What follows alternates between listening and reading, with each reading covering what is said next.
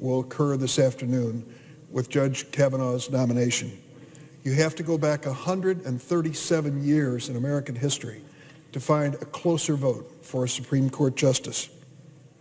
That tells you the seriousness with which this matter has been considered and undertaken by members of the Senate and how divided we are on this nomination. But I want to ask my colleagues not just to reflect on this afternoon, but to reflect on tomorrow. What about the future of this Supreme Court, this important, critical institution in our Constitution? 6 years ago, in the days before the NFIB versus Sebelius decision, deciding the fate of the Affordable Care Act, a Pew Research poll found that public approval of the Supreme Court had reached an all-time low. Citizens United and Bush versus Gore had branded the Supreme Court as a political tool in the eyes of most Americans. Chief Justice Roberts stepped in and wrote a decision in that case which infuriated conservatives, but brought momentary credibility to the court.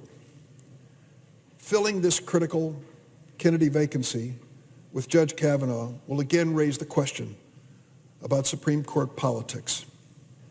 Chief Justice Roberts, are you watching? And what can we expect from this newest member of the court, Brett Kavanaugh? After his contentious nomination process, Clarence Thomas gave us 10 years of brooding silence on the bench of the Supreme Court. What can we expect from this new justice? Will he be the soup kitchen volunteer or the Federalist Society favorite? Will he be the man who raged at the Clintons and promised revenge for his ordeal, or the judge who impressed Senator Collins as more moderate than most of us on this side of the aisle ever found him? Will he be a justice forever grateful to President Trump who nominated him, or a justice who honors the rule of law more than any political leader or political party? And what about this Senate? What should the next Supreme Court vacancy look like? Will we continue to follow the Merrick Garland, plow it through playbook of judicial appointments at any cost, freezing out a nominee to the Supreme Court for almost 1 year, abandoning the blue slip process in the Senate Judiciary Committee, ignoring American Bar Association ratings, overturning rules protecting debate, concealing documents, tweeting confidential reports? When we sweep aside all the rules and traditions of the Senate Judiciary Committee just to pile up more and more Republican appointments to the court, what is left? Thomas More, in A Man for All Seasons, said famously, quote, "And when the last law was down and the devil turned round on you, where would you hide, the laws all being flat? And if you cut them down, do you really think you would stand upright in the winds that would blow then?" So will we establish and reestablish rules and procedures that show mutual respect for one another as senators and respect for this body we are honored to serve? I sincerely hope that conversation begins and begins soon. I want to say a word about the leaders of the Judiciary Committee. Chuck Grassley is my friend. He's been my friend for a long time. We do a lot of legislation together. We have a difference in political views. He's a loyal Republican. I'm a loyal Democrat. We have adjoining states, and we find some things that we can work on in common. I want to say personally to him, thank you for your leadership on this committee. I think there are moments when the White House and even your staff got the best of you, but I trust you, Chuck Grassley, in terms of where this committee is going. You have it within your power to restore the traditions of the Senate Judiciary Committee, and I hope that you will. I'll join you in that effort. I want to say a word about Dianne Feinstein, too. She's been the subject of more attacks by my colleagues than I've ever heard any member face in the Senate. It's just not fair. Dianne Feinstein is a woman of integrity. She is a person who is caring, and she has given a major part of her life in public service at so many different levels. Some of the charges and innuendo, which I've heard on the floor of the Senate, are unbefitting this body, and she does not deserve them. I thank Senator Collins yesterday for specifically saying that in her remarks. I couldn't be more happy than to join her in those comments. And I want to say a word about protesting and mob rule. I will tell you that if you believe in freedom of speech and our right as a citizen to petition our government, then you accept some tough consequences. There are things that are said and done in the name of free speech which you may not agree with. Violence is never acceptable. Let me make that clear. But the decision that's about to be made in the United States is not being made by a mob. It is not mob rule. It is a decision made by men and women of the United States Senate who are acting in accordance with the United States Constitution. And one last point on the subject. This is one that I always remind my colleagues and even my opponents of. I believe the hottest ring in hell is reserved for those who attack our children and our families. If you want to take me out on an issue, so be it. Leave my family and my kids alone. That ought to be a rule on both sides of the aisle. There's another issue which we need to face squarely. Will victims of sexual violence be more or less likely to step forward and tell their stories after this high-profile political battle ends? To Dr. Christine Blasey Ford, to her husband and her children, I'll never forget your brave testimony last Thursday. You gave new meaning to the term civic duty. You spoke not just for yourself, but for millions of sexual violence victims who will never, ever have that opportunity. I'm sorry, genuinely sorry for the pain that you and your family have endured. And I'm sorry you were mocked by President Trump at his rally in Mississippi last Tuesday. The Washington Post reported, and I quote, "The president laid into Ford with the ruthlessness of an attack dog and the pacing of a stand-up comedian. The crowd roared with laughter and applause," end of quote. No one could have been surprised with the president's performance. And when I hear repeated over and over again on the other side of the aisle, we wanted to treat her just like we'd have our wife or daughter to be treated, that certainly didn't happen when it came to the president's comments. We owe it to our wives, daughters, granddaughters, and all the women and men in this country who've been victimized to treat them with respect, not ridicule. We owe it to these victims to listen, learn, and stand with them as they relive their shattering experiences. I believe the debate over this nomination has created a stronger force in our nation for justice for victims of sexual violence, and I hope those who step forward know that they are not alone. Thank you for your courage. Tomorrow's another day. We are blessed to live in a democracy which protects our freedoms and gives our citizens the last word at the polling place. Today, I will cast my vote in the Senate in opposition to the nomination of Brett Kavanaugh to the Supreme Court. President. The senator for Iowa.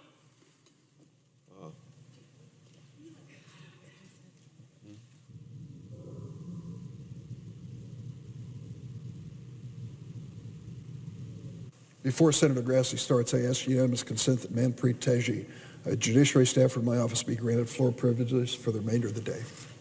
Without objection. No, you're good. Thank you. Mr. President. The senator for Iowa. Before I speak, I ask unanimous consent that following my remarks and those of Senators Schumer and McConnell, all post-cloture time be considered expired on this nomination. Is there objection? Without objection. Mr. President, I come one final time in support of Judge Kavanaugh's confirmation to serve as Associate Justice of the United States Supreme Court. Democratic leaders did everything in their power to make Judge Kavanaugh's confirmation about anything except his judicial record and his outstanding academic qualifications. The Democratic leaders promised to oppose Judge Kavanaugh confirmation from day one and used every play in the book to accomplish that goal. Even though the Senate had access to more of Judge Kavanaugh's records than we've had for any other Supreme Court nominee, Democratic leaders tried to bury the Judiciary Committee in mountains of irrelevant paperwork. When routine process arguments failed, They resorted to outright character assassination of the judge. Their smear campaign featured baseless allegations of perjury and claims that as a teenager, he participated in gang rapes of women. I've been around long enough to see ugly left-wing smear campaigns against Supreme Court nominees, but this was beyond the pale, even beyond Judge Thomas and Anita Hill, and I was there.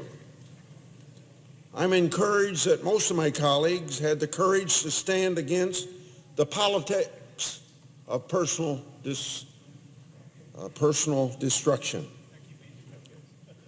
Ignored in the media circus that the Democrat leaders created was Judge Kavanaugh's extraordinary record as a judge and also as a citizen.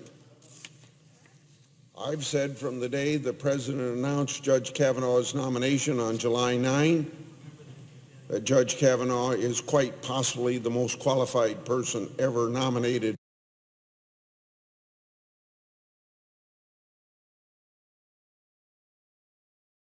way into Supreme Court opinions. End of Professor Amar's quote.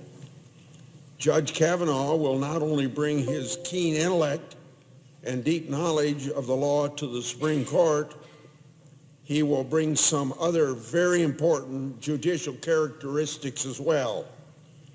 First among these is a proper understanding of the role of a judge in our constitutional system. He knows that a judge should interpret and apply law as written, not how he wishes it were written. Because, as we all know, it's Congress's job to write the laws, not judges. He has explained in numerous cases that the fundamental goal of the separation of powers under our constitutional system is the protection of individual liberty. He has interpreted the Constitution according to text, history, and tradition, not his own personal views. And that is exactly the type of a person we need on the Supreme Court. Judge Kavanaugh has also demonstrated judicial independence and courage. As an example, in the 2 years after he was appointed to the D.C. Circuit by President George W. Bush, he ruled against Bush administration agencies on 23 cases. So don't let anybody tell you that he is obligated to a President Trump. We can expect that Justice Kavanaugh will be beholden to no one and nothing except the Constitution. Judge Kavanaugh also has a well-earned reputation for collegiality. He has an excellent relationship with all of his colleagues in the D.C. Circuit, and his judicial record demonstrates the same. Indeed, Judge Kavanaugh was in the majority in 97% of the cases that he participated in that D.C. Circuit. His Democratic appointed colleagues were as likely to join majority opinions written by Judge Kavanaugh as his Republican appointed colleagues were. He will bridge the divide in the Supreme Court. Judge Kavanaugh has also shown a dedication to public service, to mentorship, and to diversity. He spent all but 3 years of his legal career in public service. Judge Kavanaugh is a proven mentor to law students and young lawyers. Judge Kavanaugh has taught courses at Harvard Law School and other top law schools for many years. The Senate Judiciary Committee received a letter in support of his confirmation from these former students. They wrote, quote, "We will have differing views on political issues surrounding the confirmation process, but we will agree on one thing. Judge Kavanaugh is a rigorous thinker, a devoted teacher, and a gracious person," end of quote. Federal judges also play a very important role in mentoring the next generation of lawyers by hiring law clerks. Judge Kavanaugh has clearly taken seriously this mentorship role. His former law clerk submitted a letter to this committee strongly supporting his confirmation. I quote from that letter, "It was a tremendous stroke of luck to work for and be mentored by a person of his strength of character, generosity of spirit, intellectual capacity, and unwavering care for his family, friends, colleagues, and us, his law clerks," end of quote. One of the areas where Judge Kavanaugh has had a particular impact is his commitment to diversity. More than half of his law clerks have been female. When confirmed to the Supreme Court, his class of law clerks will be all female, the first time in the history of the Supreme Court. Judge Kavanaugh's female law clerk sent the committee a letter, and this is what this letter from the law clerk says, quote, "We know all too well that women in the workplace still face challenges, inequality, and even harassment. Among other things, women do not enjoy a representative share of prestigious clerkships or high-profile legal positions. But this committee and the American public more broadly should be aware of the important work Judge Kavanaugh has done to remedy those disparities.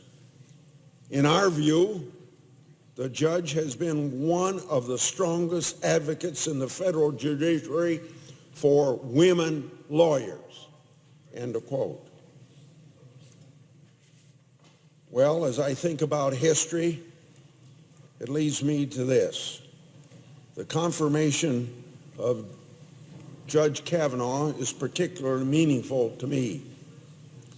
31 years ago, left-wing groups and their Senate allies fired the opening shots in the judicial confirmation wars. They engaged at that time in unprecedented character assassination against President Reagan's nominee, Judge Robert Bork. Since then, they have only escalated this war, slandering several Republican nominees to the Supreme Court and expanding their tactics to lower court nominees.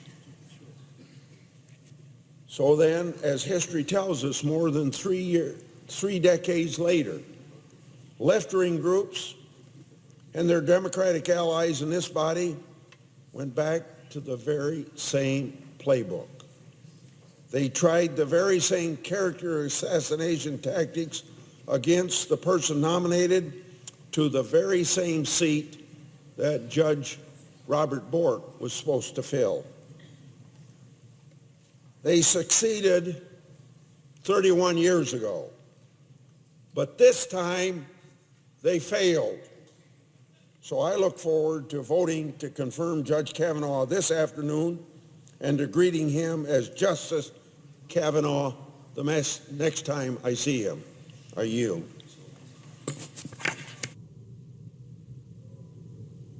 Jesse,